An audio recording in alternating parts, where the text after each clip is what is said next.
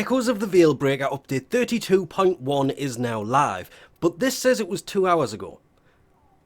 I do not understand how that is a thing, but okay, so apparently I'm late to this. All that we really need to know from all of this, yes you can. The new ship, the Skaut ship, the Grineer landing craft, you can now get a hold of it. It's pretty much, I don't want to say the biggest thing about this update, but you can pick it up from the marketplace.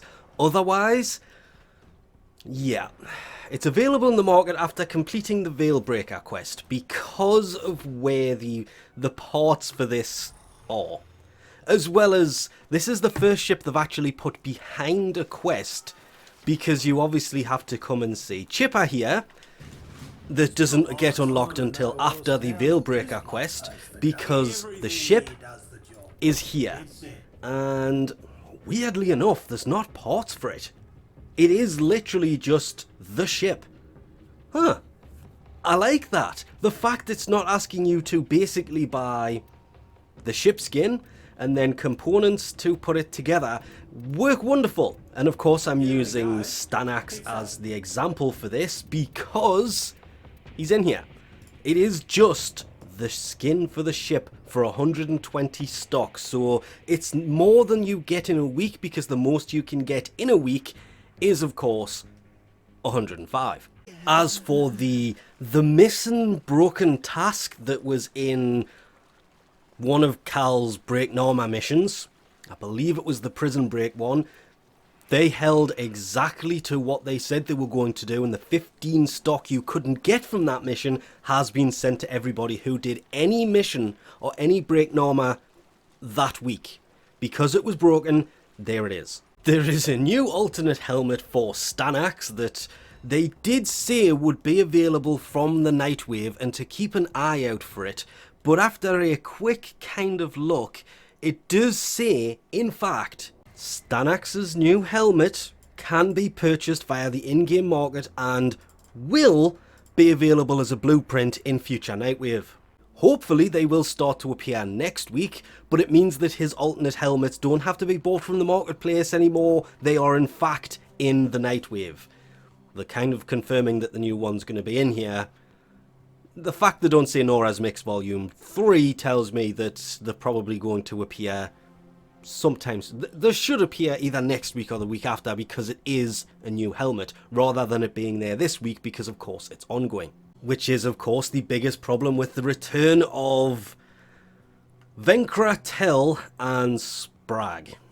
Yes, these people are the mini bosses you have to take down in Void Sabotage missions. They have now been added to break narmar missions, where you can pick up either of the weapons and there will be a boss battle that appears then. I'm assuming it's this one this week. I kind of wish something would tell us what, but no, actually it could still be the sniper one this week. If in fact they are even in this week, because the models have been updated in the Orokin Sabotage missions, which means there's only really one thing to do here. If we come in here... Huh. There they are, the new ones. That's not what I wanted to do to you, but it's okay. The other one's right here. Wake up! ven'ra, wake up! Oh, you're already fully scanned. Oh, melee battle, eh? Oh. Quick, Oops. They do go down ridiculously quickly.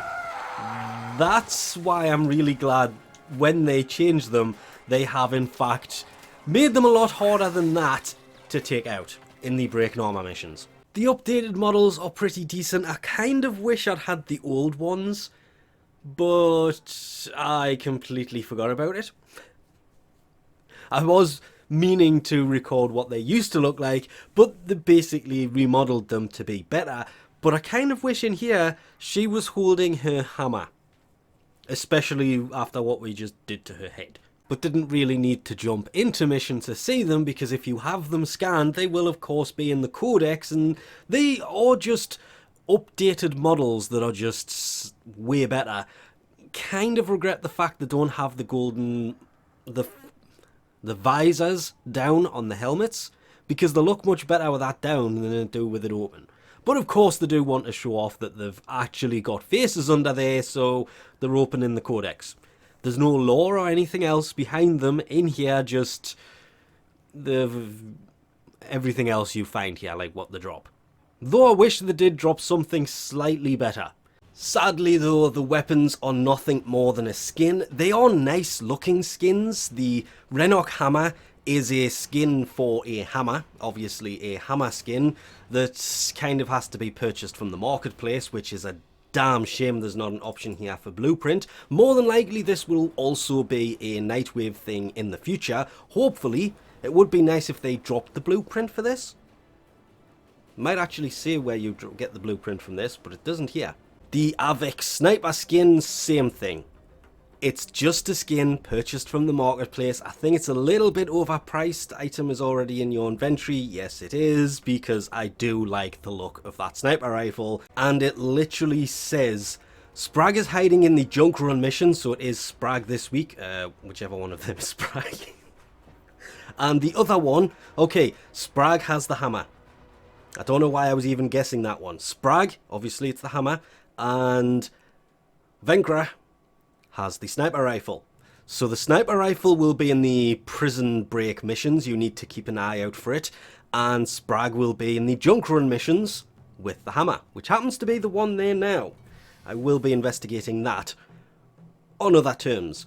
Once you are in the break narmar missions, you just have to seek out the weapon, and it's kind of a side mission. You don't have to actually do them. You just kind of pick up the weapon and it starts kind of a mini boss battle, which is why we will be saving that for another time. Then there are two new ephemeras. The shard hex ephemera that is supposed to stick a shard through your chest. There it is. Actually, it's a blue one for some reason. Actually, it's energy coloured, but it doesn't stick out the back. Hang on. What? Yeah, it sticks out the front. Actually, I like that placement. Okay, this one I may leave on frost. And what it does, you have this void effect around you, and any shard you have installed will appear around you. Tau forged ones obviously look much better than normal ones.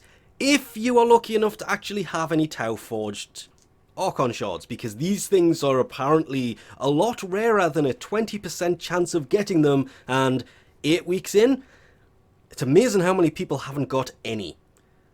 But the normal shards look like normal shards, and the Tau forged ones will have a little glow around them, and Frost quite literally has all of mine in him. I just like the fact it's a tiny little subtle bit. You can change the colour of the shard through your chest with this one, but you can see it's orange as it appears in the image here. Well, okay, that's not right. It should just go to the orange effect. So it's kind of an orange shard that's sticking out, unless of course you change the colour of the energy to whatever colour you want it to be, and then of course you can change the shard itself. It's now a blue shard. Or, and I don't know why they said this, a green shard that is now sticking out of his chest. It doesn't change the colour of the shards around you, but it does change the colour of the one in the chest. The fact that they mentioned change the colour of the shard to green if you want has me wondering if maybe there is a fourth shard out there that is green and it's something about an internal joke. But I kind of like that one a lot. Of course there is two of these, so we may as well very quickly swap this over to the other one and just... You walk forward and no shards appear around you with this one. No shards around you whatsoever. Because the other ephemera sticks them out of your back. Same effect, any shard you have installed will be sticking out of your back. The order is kind of weird though. Orange, orange. Oh, it is. It's completely and utterly random. Yeah, it's changed again. So there is no order to it. It was right the first time, but it's been wrong every time since. Nope, completely random once again. Blue, red, and then we come out of it and it will go red, blue, blue, blue, yellow.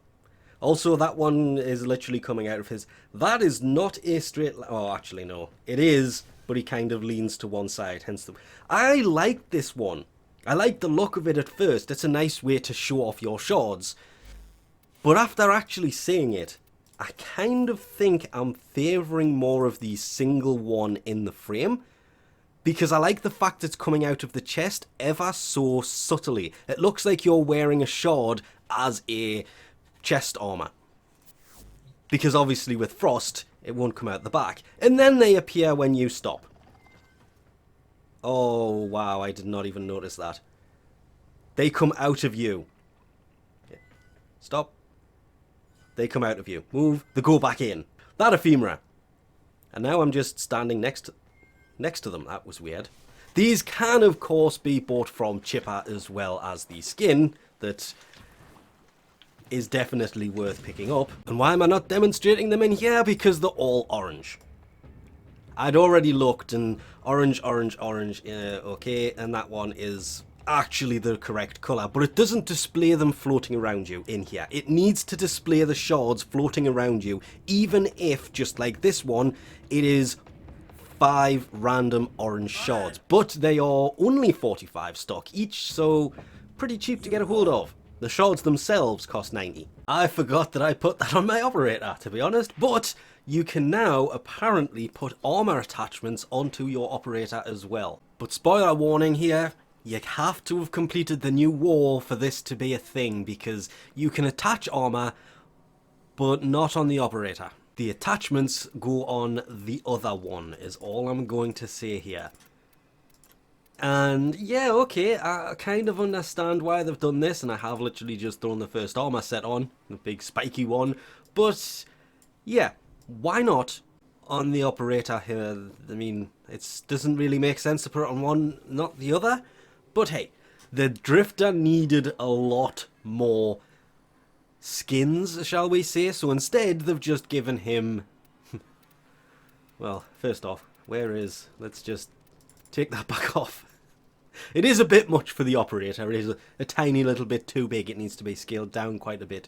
But it just, yeah, I kind of wish they were in here instead. Mainly because I use the operator more than, what was that? Wonder if this is going to work. Haha! I'm standing right next to it. Customize kahl. Details, no. Today? Clothing, it's there.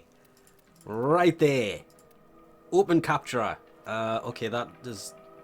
Oh! So you can go into capturer with kahl instead of your Warframe / operator / drifter. So when they say he can now enter, it's... Nope. Also... What?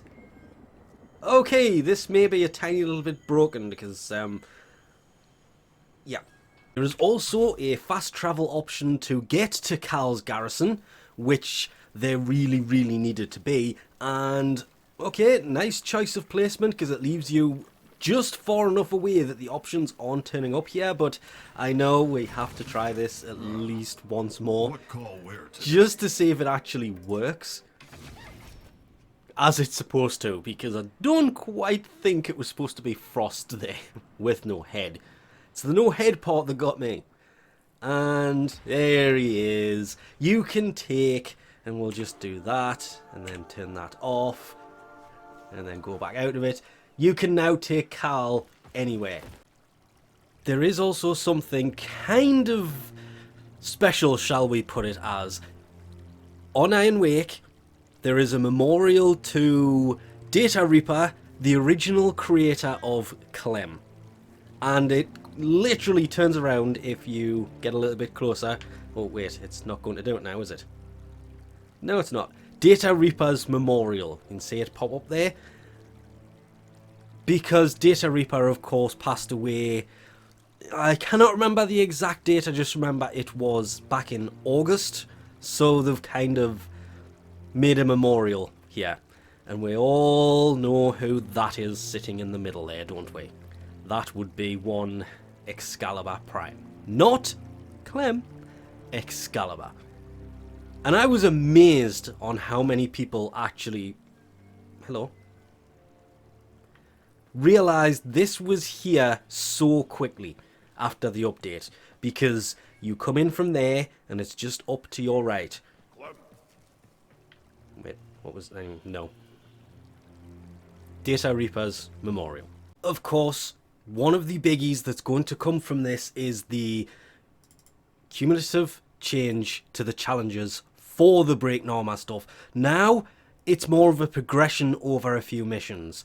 The challenge, get 5 kills in 3 seconds, has been changed to 5, but more importantly, this will now kind of progress over missions. So if you do a Break Narmar mission and you're missing 1 of something, it won't reset back to 0 every time, or at least that's how it should work. How this works, we will have to obviously see, but there is new challenges as well that I'm not really looking forward to at all. Kill Narmar Moors? Fine, it's these two. Yeah, not looking forward to those two popping up in the slightest, but to be honest, there is so many. I mean, that is just a handful. There is all of these as well. All fixes for bugs, and, well, it's down here as well. So many, it's just kind of straight up ridiculous. So I'll leave a link if you want to go through all of the fixes, because there is some for the stability of the PC and Xbox cross-platform play that hopefully they will be extending over to other consoles soon, but obviously the PC and Xbox was kind of easier to do most of the testing on, but I do agree with people. Hopefully this will be extended very, very shortly to the other consoles, because it needs to be, so they can get on working on cross-save rather than just cross-platform. But link to this will be in the description below. We'll leave this off here for now. Thanks for watching, and I'll catch you next time.